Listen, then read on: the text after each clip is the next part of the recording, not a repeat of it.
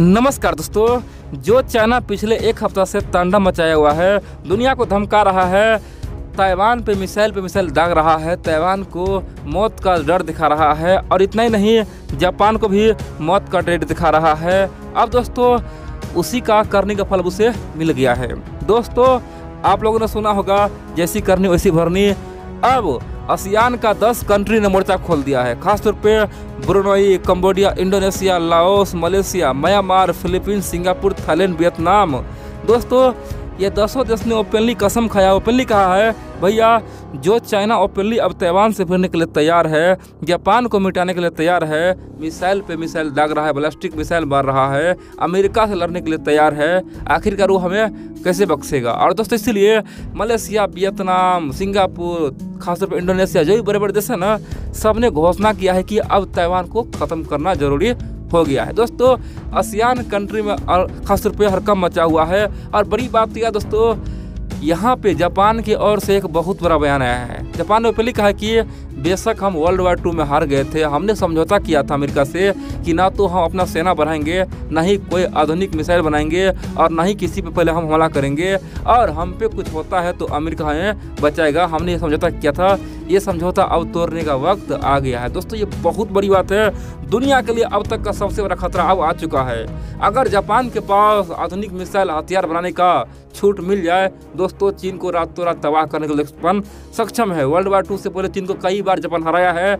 चीन का एक दो ने दोस्तों 4 से 5 लाख लोगों को रातों रात जापान ने बुरी तरह से मार दिया था। उसको दोस्तों खतरनाक तरीके से मारा था। कह सकते हैं कि जापान के पास आज भी वही शक्ति है। तो जापान ने पहले कहा कि अब हम ये समझौता तोड़ने की तैयारी कर रहा है। और दोस्तों अब यहाँ पे भारत को कुछ करना होगा। भारत कब तक चुप्पी साधेगा? दोस्तों भारत को अब आर या पार करना होगा, क्योंकि ताइवान जापान भारत से ओपनली मदद मांग रहा है। बोल रहा है कि भैया जब आपके गलवान घाटी में चाइना घुस रहा था उस समय तो हम ओपनली आपका समर्थन दिए थे, आप भी तो कम से कम एक लाइन कुछ बोलिए। दोस्तों ये बहुत बड़ी बात है। मैं आपको तमाम बातें बता कर हुआ क्या है, चल क्या रहा है, आप लोग पूरा वीडियो देखते रहिए।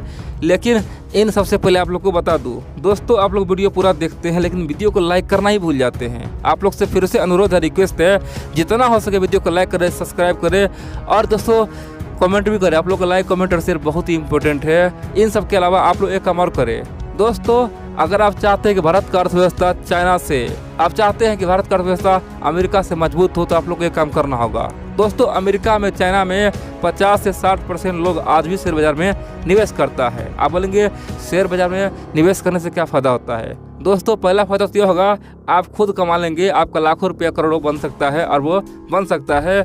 दूसरा फ़ायदा, भारत के छोटे मोटे कंपनी अगर बड़ा बन जाता है तो भारत का अर्थव्यवस्था कई गुना तगड़ा हो जाएगा, कई गुना बढ़ जाएगा। और क्या होगा, हम लोग चाइना अमेरिका को टक्कर देकर उसे पछाड़ भी सकते हैं। और हमारा कंपनी के पास अगर पैसा आता है, जी हाँ दोस्तों, अगर हम लोग जो पैसा निवेश करेंगे, कंपनी मजबूत होगा, दुनिया में वो निवेश करेगा और दुनिया पर राज करेगा। जिस प्रकार से चाइना का ओप्पो, वीवो कंपनी पूरी दुनिया पर राज करता है, अमेरिका का एप्पल कंपनी पूरी दुनिया पर राज करता है, टेस्ला। दोस्तों कंपनी के पास पैसा आएगा तभी तो दुनिया में व्यापार करेगा ना। तो भारतीय कंपनी के पास पैसा ही नहीं है, हजारों कंपनियां हैं जो पैसा की वजह से रुका हुआ है। तो हम लोग क्या करना है, थोड़ा बहुत निवेश करना है ताकि हमारे कंपनी को पैसा मिले और भारत का अर्थव्यवस्था रातों रात तगड़ा दोस्तों बढ़ जाए। ये हम लोग के हाथों में है दोस्तों। हमारे यहाँ आज भी केवल 2 से 3% ही शेयर बाजार में निवेश करता है, बाकी लोग देखते देखते अपना ज़िंदगी निकाल देता है, घर में पैसा रख के बर्बाद कर देता है। अब जानते आखिरकार हुआ क्या है? दोस्तों आप लोग जानते हैं ये चाइना कुत्ते का दुम है, उसका जो पूछ है कभी सीधा होने वाला है नहीं। चीन को लग रहा है कि हम इसी बहाने क्यों ना दुनिया को धमका दे। ताइवान में जब से नैन्सी पेलोसी गई थी तब से चीन दुनिया को धमकाना खास तौर पर शुरू किया हुआ है। अब दोस्तों चीन ने गलती पता क्या किया, उन्होंने जापान का जो जल क्षेत्र है ना, उस क्षेत्र में बैलिस्टिक मिसाइल मार दिया। अब बोलेंगे चीन ने ऐसा किया तो उसमें हिम्मत कहाँ से आया, इसे नुकसान क्या था?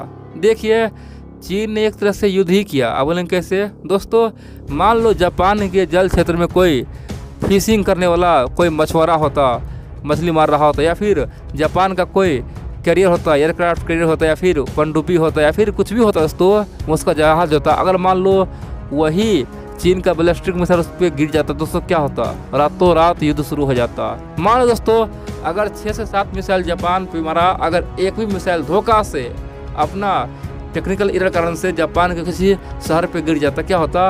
रातों रात हजारों आदमी मर जाता। फिर वर्ल्ड वार सीरीज शुरू हो जाता है। दोस्तों ये ओपनली जापान को उकसाने का अब तक का सबसे बड़ा कार्रवाई किया गया है, वो भी वर्ल्ड वार 2 के बाद। ये बात जापान ने खुद कहा है कि उन्होंने कहा कि हमारे ऊपर जो चीन ने हमला किया ये वर्ल्ड वार 2 के बाद अब तक का सबसे बड़ा हमला है, अब हम कुछ बड़ा करने जा रहे हैं। आप बोलेंगे तो भैया जापान के इस बयान से चीन ने क्या कहा। देखिए चीन ओपनली कहा भाई हमें मतलब नहीं है कौन सा तुम्हारा क्षेत्र कौन सा हमारा क्षेत्र, हम तो सबको अपना ही मानते हैं, हम तो सबको अपना मानते हैं, ताइवान अपना है तो उसके आसपास इलाका जो भी जल क्षेत्र है वो भी मेरा है, यहाँ पे कोई बाउंड्री नहीं है। जापान शौक हो गया दोस्तों, ये बात सुन के हैरान हो गया कि चीन कह रहा है। जिस प्रकार दोस्तों एक इंसान दारू पी के कुछ भी बोल देता है, खासतौर पे उसी प्रकार से जापान को चीन धमकी दे रहा, बोल रहा है कि हमें कुछ पता नहीं कौन क्षेत्र किसका है।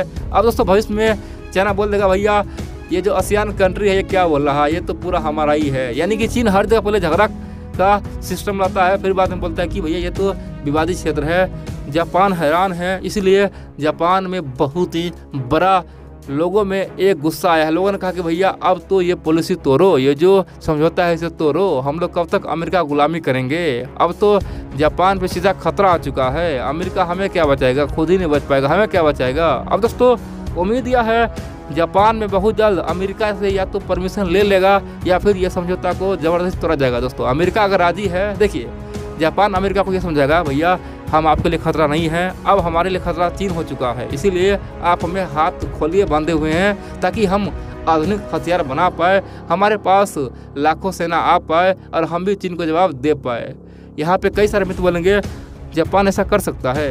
दोस्तों जितना एडवांस दुनिया आज हुआ है ना, चाहे चाइना हो, जापान हो, रसिया हो, भारत हो, इतना 70 साल में हुआ है, जापान को केवल 10 साल मिल जाए दोस्तों जापान उससे कहीं अधिक डेवलपमेंट कर लेगा, इसमें कोई शक नहीं। दोस्तों आज भी दुनिया का सबसे अधिक रफ्तार जो बुलेट ट्रेन चलता है वो जापान में ही चलता है। दोस्तों जापान के पास टेक्नोलॉजी की कमी नहीं है, ये साउथ कोरिया हो गया, ये चाइना हो गया, ये ताइवान हो गया। दोस्तों थोड़ा बहुत तो इजराइल भी, बहुत सारे देश जापान से टेक्नोलॉजी कॉपी किया है। 1950 के दौरान दोस्तों जापान तो टेक्नोलॉजी का बादशाह है, अभी दुनिया बादशाह बना है ना, जापान 1950 से ही टेक्नोलॉजी का बादशाह बना फिरता था। हम लोग जो टीवी देखते थे, जो डीवीडी देखते थे दोस्तों, जो भी बड़े बड़े आविष्कार देखते थे जापान की ओर से ही मिला हमको। बड़ी बात तो यह है जापान को अगर मौका मिला जापान फिर से हथियार दुनिया में तबाही मचा देगा, इसीलिए अमेरिका उसे बांधा हुआ है। अमेरिका चाहता है जापान इस क्षेत्र में आ ही ना, उसे लगता है कि अगर जापान मौजूद हुआ तो वर्ल्ड वार 2 में हमने जिस प्रकार से उस पर परमाणु बम गिराए थे उसका बदला वो लेगा ही, छोड़ेगा नहीं हमसे। इसीलिए दोस्तों अमेरिका डर रहा है और जापान चाह रहा है कि हमें इस समझौते से मुक्त करे, हमें हाथ खोले ताकि हम चीन को सबक सिखा पाए। अब यहाँ पे कई सारे मित्र बोलेंगे तो भारत क्या करेगा। दोस्तों भारत से ऑलरेडी ताइवान जापान मदद मांग रहा है, हमें कुछ बोलना चाहिए, ये नहीं कि हम लोग अपने आंखों पर पत्ती बांध दे। अभी जो हो रहा है ताइवान के साथ, जापान के साथ, हम लोग आंख पे पत्ती बांधे हुए कुछ नहीं बोल रहे हैं। दोस्तों हम लोग के साथ अगर ऐसा होता तो क्या जापान ताइवान चुप रहता? जी नहीं दोस्तों, जापान ताइवान थोड़ा बहुत बोलता है, एक दो लाइन तो बोलता ही बोलता है, भैया चीन तो अग्रेसिव हो चुका है। दोस्तों जापान ताइवान हमें हमेशा समर्थन ही दिया है, चाहे कुछ भी हो जाता है चीन के साथ ओपनली मैदान में आता है। अमेरिका बाद में आता है, रूस बाद में आता है, लेकिन ताइवान जापान एक लाइन लिखता है। तो हमें भी दोस्तों एक दो लाइन लिखना पड़ेगा, हमें भी जापान और ताइवान को समर्थन देना पड़ेगा, ये हमारा फर्ज है।